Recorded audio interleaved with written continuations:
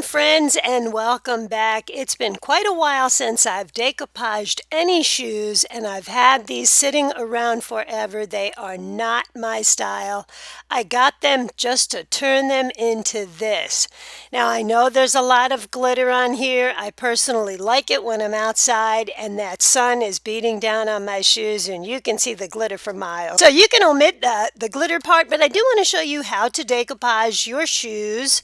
And these are canvas shoes. You can follow the same directions for leather or pleather though. I'll just put this video to music, and don't forget the links are down below. Thanks a lot, guys.